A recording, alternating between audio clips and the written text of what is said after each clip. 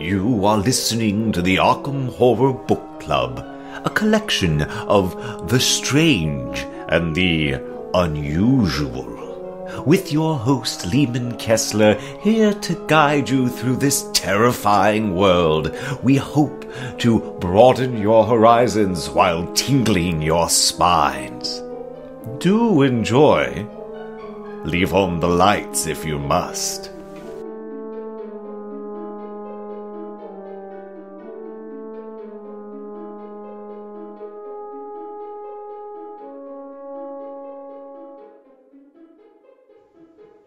Hello and welcome to Arkham Horror Book Club, a weekly chance to check in with some of our favorite authors in the world of the strange and the unusual. For those who don't know, the Arkham Horror Book Club is a coterie of creative types, a safe space for people who want to discuss things that are a little weird, a little scary, and keep away from all the, buttholes out there that just want to ruin it for everyone. And in order to scare all those jerks away, we have with us Scott R. Jones. Hello. How are you, Scott? How are you doing? I am really well today, actually. Thank you for asking. Well, that's good to hear. It's like pitch black, almost middle of the night over here in Toronto, whereas I know it's bright and lovely out west. Well, yeah, it's dusk. We're doing all right. I bet you are. Well, Scott, we wanted to have you on because you have written a bizarre little, I don't even know what to call it. It's either sort of a miniature Bible or a self-help book or a manifesto. How would you describe When the Stars Are Right? When I told my wife what I was writing and I was halfway through it, she described it as an autoethnographical biography. So that's how David Carradine died, right? Something like that, yeah. That was the rumor. Basically, what we're looking at with When the Stars Are Right is, my attempt at deriving, a form of, spiritual benefit from the works of Lovecraft. There's been plenty of faux Necronomicons written. There's been plenty of, grimoires and magical workbooks cobbled together out of whole cloth and random Sumerian and what have you.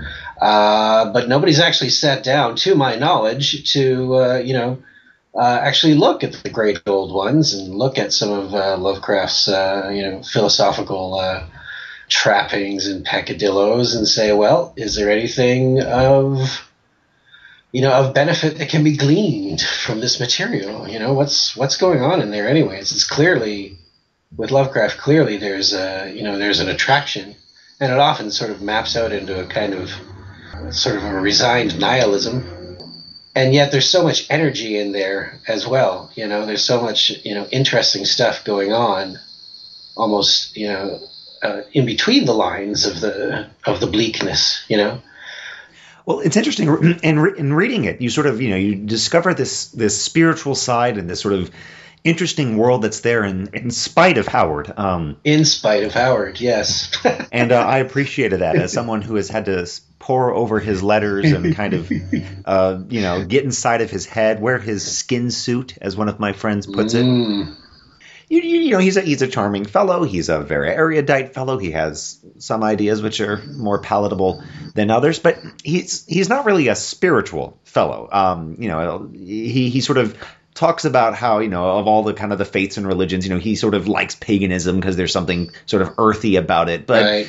Only in a kind of, dress up sort of way. Yes. I think he would have been shocked and appalled to have actually, gone back in time to his ancestors and, really gotten down with the Druids. Yeah, that's the thing about HPL is that he tends to protest too much. One gets the sense that he was spooked of the sort of things that, that a fellow of his, of his upbringing and in that particular financial situation and so on and so forth. We all know the details. I think it speaks volumes that when he's talking to Derleth about the kind of the various faiths that are out there, right? The one that he says that has the most sort of appeal to him of the kind of traditional faiths is Anglicanism, just because it's so sort of tidy and neat, And I think that's like really volumes. Okay. as you know, as someone who is a practicing Anglican, you know, I'm like, what? That's the one you would choose, really? Okay, I suppose that makes sense.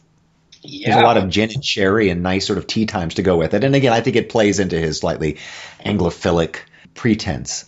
But no, I mean, he's, you know, a lot of ink has been spilled over his, if not militant atheism, certainly his very prescribed atheism. Yeah. Yes, much ink has been spilled. So much so, I think. Well, you know, my background was such that I was predisposed to you know, to see his mythos in this way. And I almost take he's always so disparaging of his cultists.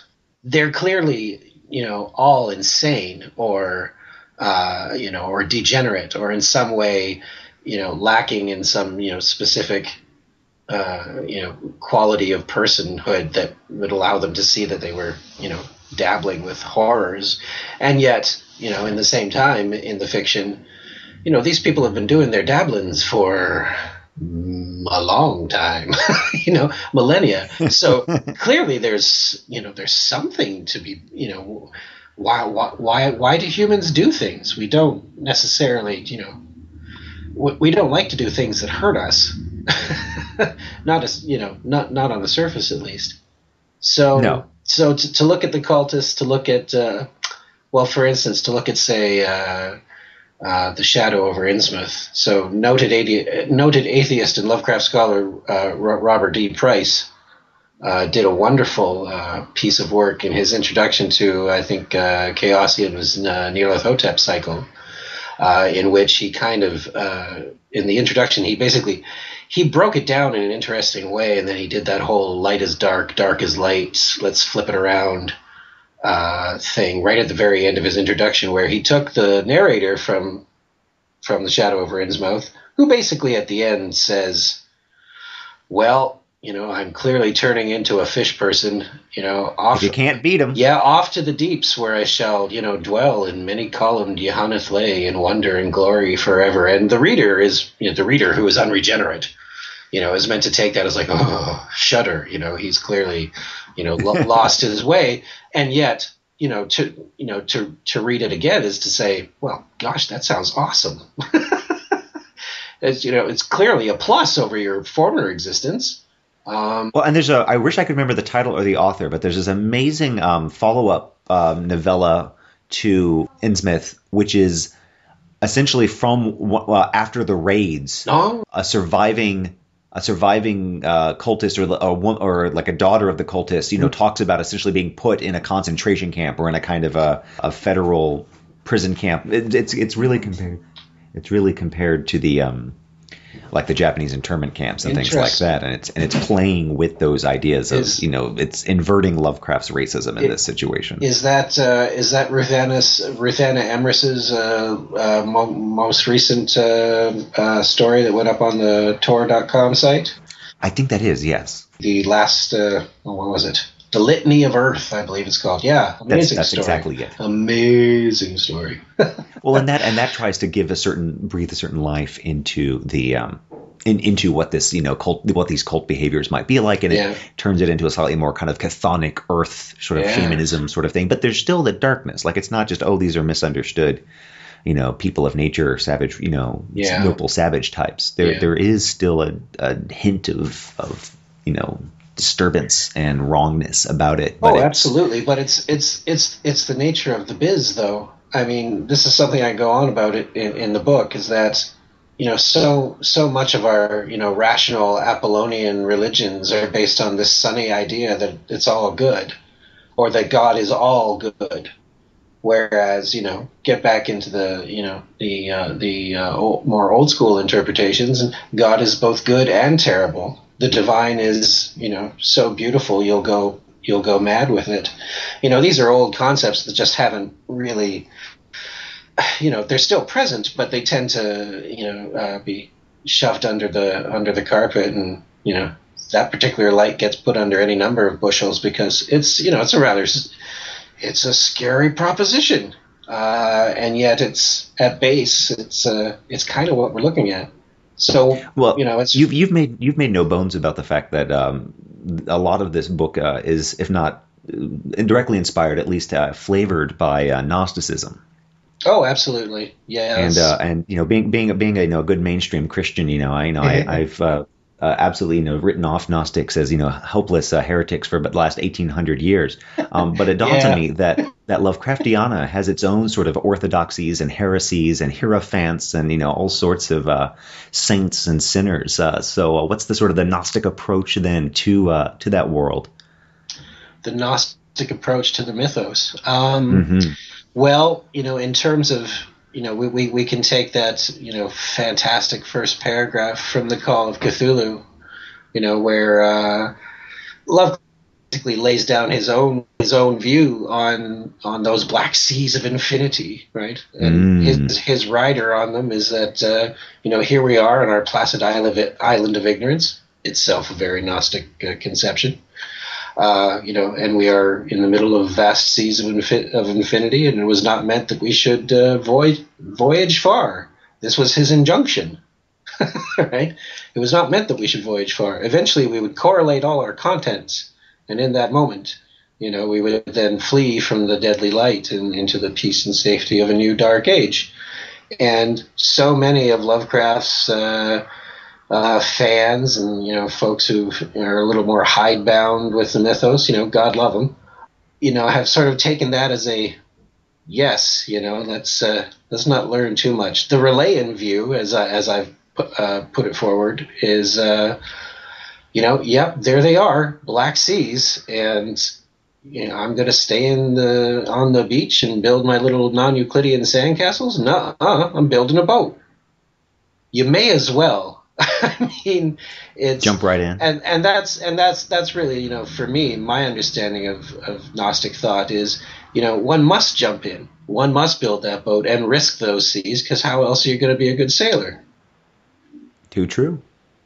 How else are you going to? So yes, in terms of for the individual, for human culture and civilization, eventually we are going to correlate our contents. It may be completely traumatic, and very likely we will be changed. And I put forward that that's not necessarily a bad thing, and it should be embraced. And I attempt to through the archetypes of the great old ones, and through some of the key Lovecraftian passages in the fiction and elsewhere, I attempt to cobble together a sort of a working framework, I guess, for how Relayan spirituality would map out in the world. I allow for it to grow. The title of the book is Towards an Authentic Relayan Spirituality. As starting out with this, I certainly wasn't keen on here it is, hard and fast. Written in stone, may it never change. It's this is my first, this is my foray into it. This is my my take on it, and I put it out into the world, and see if it's got any legs. How many legs? Well, yes, precisely. Can they even be counted? Of the on a very personal note, of the sort of autobiographical content of this, at the very end, you have this beautiful letter to your daughter.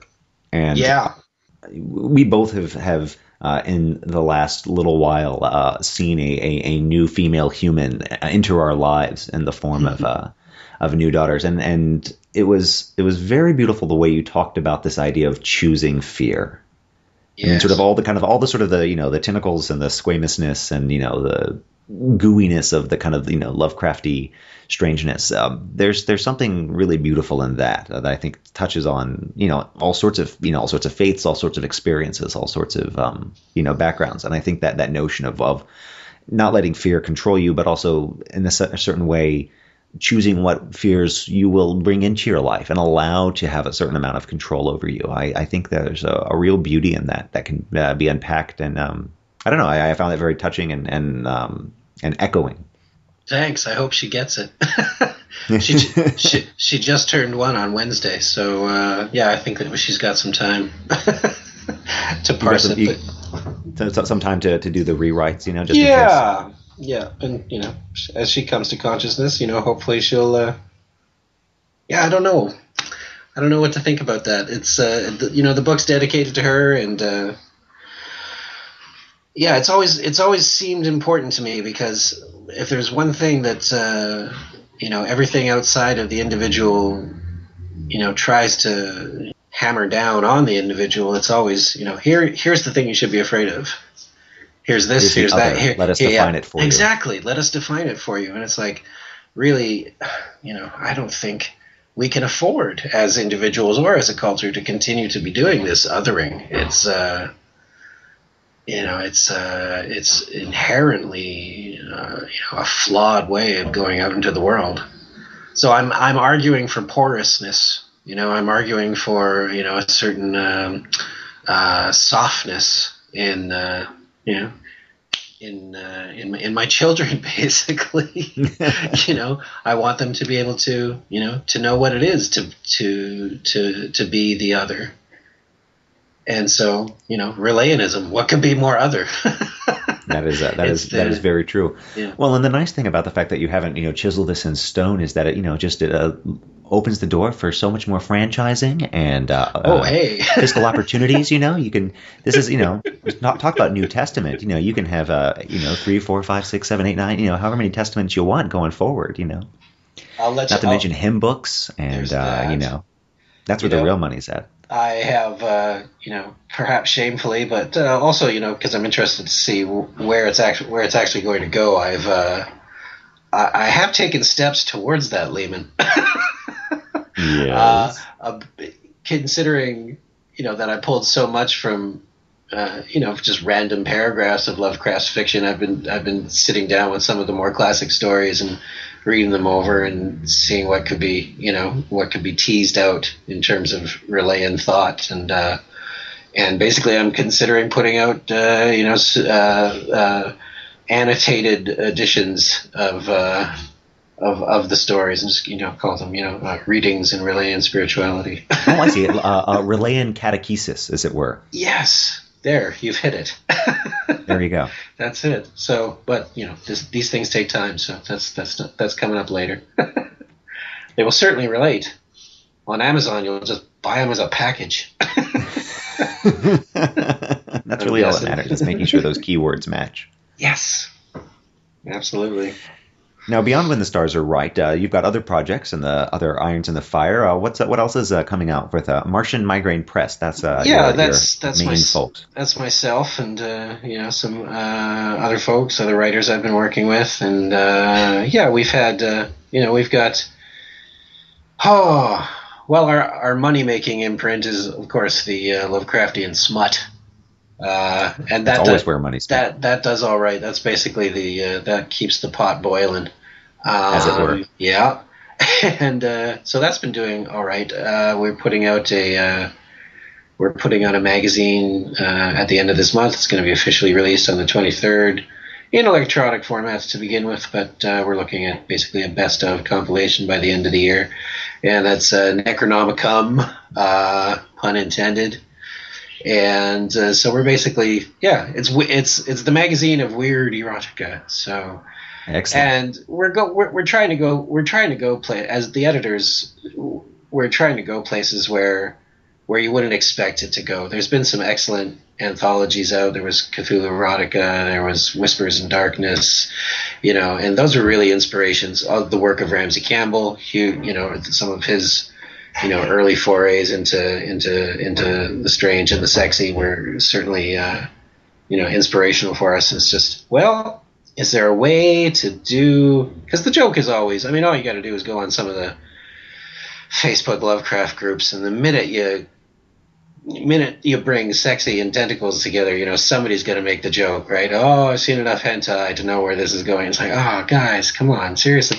There's things to be said about human nature and desire and there's enough. I think there's enough fear in sex that you should be able to mine that for decades. Exactly. It's the whole death and the maiden thing. You can't go wrong with that. It's a core archetype of the human experience. So yeah, that's where we're hoping to go with Necronomicon. Necronomicon, sorry.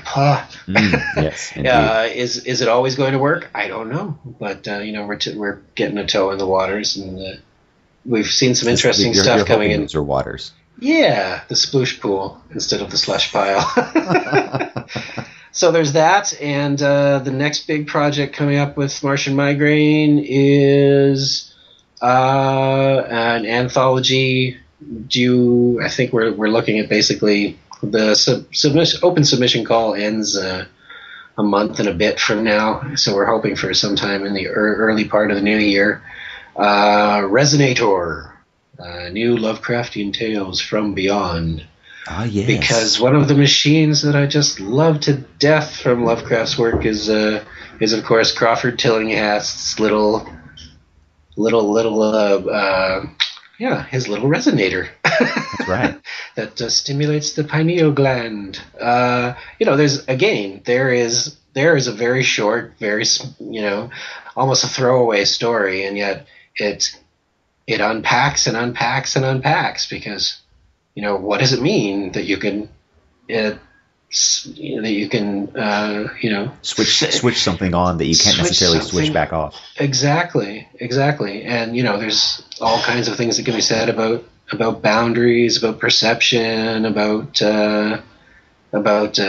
brain science, drugs. Gosh, where we're not limiting ourselves to just the machine. There's also the various processes, other ways that these beyond worlds could be accessed. We're getting some pretty fun authors doing some interesting stuff with it so far.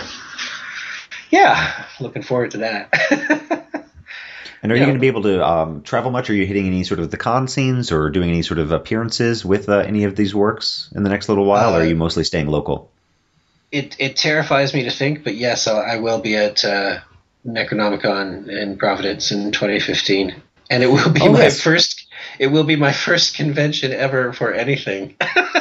Well, it was actually one of my very first conventions too, especially to attend as a guest. We mentioned this in the last episode, and I got some flack from our editors for not telling people what Necronomicon it is. And this is just a bunch of folks gathered around this book, and to worship it. The Necronomicon convention is the sort of a relaunch of a big Providence convention celebrating Lovecraft, but also celebrating all sorts of weirdness and horror and film and writing and gaming, and it was a good time. It was a positive experience while I was there, and I'm very excited to go back next year and meet all you fun, crazy folks. And we're going to have a nice Canada contingent, hopefully, there. Fantastic. That is the plan.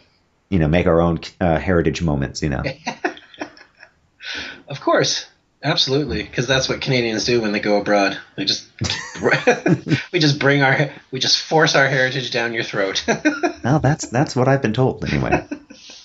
So yeah, I'll be there. I'll be there in August, and hopefully trying to get down to convention in Portland as well. I'm not sure when that is. I think it's in October next. The big film festival? Yeah, not the one in LA, but the one they're having in Portland. So it's all around the same time. So that'll be a little closer to home.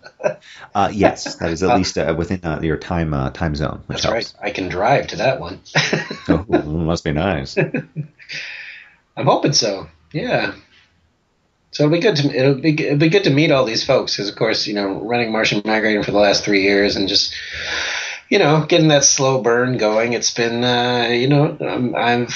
it's been a real pleasure. I've met yourself. I've met dozens of folks. Long conversations, and just a real good bunch. And and easily excitable, but rightly so. It's like there's much to get excited about, and that's refreshing. That's nice to see. It's been an energizing experience so far, and I want to keep it going.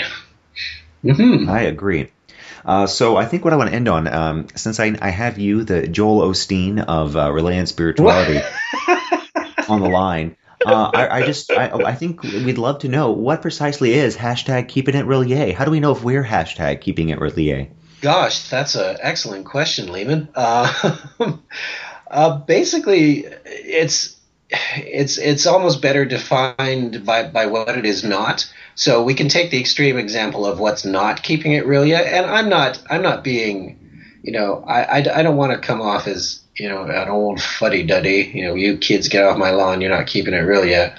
But essentially, if you were to say take Hello Kitty, Cthulhu, and mash it up with the My Little Pony Cthulhu, and sounds good so far. So basically, I'm liking what you're saying. Yeah, we're taking all these sort of pop cultural artifacts that are just sort of have arisen as like an ephemeral steam off of the main bulk of Lovecraftiana, right? And that's the easily accessible stuff. And it's just, I'm sorry, it's just not. It's too gleeful. It's clearly missing the point.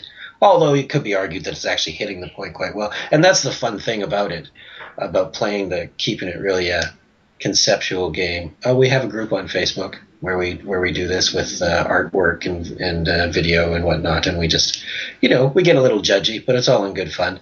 By all means, post the Cthulhu elderberry pie. We're all going to vote not keeping it real yet, but and maybe have a little fun, maybe have a little fun at your expense, But essentially what we're looking at with Keeping It Relia is there an essence of awe to the artwork or to the music or whatever the product might be?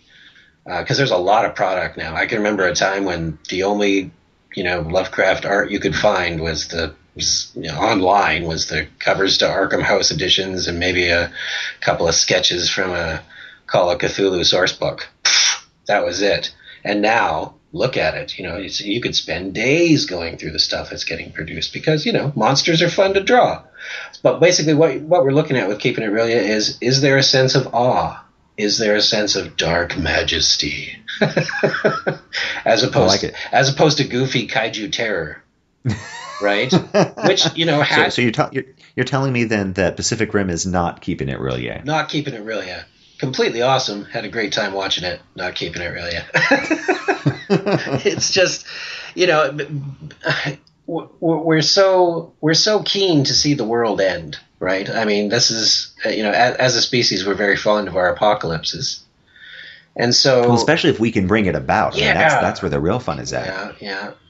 So, and yet, in terms of the great old ones and their place within the cosmic cycles and all this, to basically reduce them to, romping, stomping,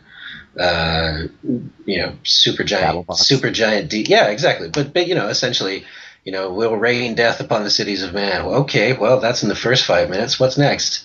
Right? And that's what Keeping It Really is about. It's like, what's next? What does it mean?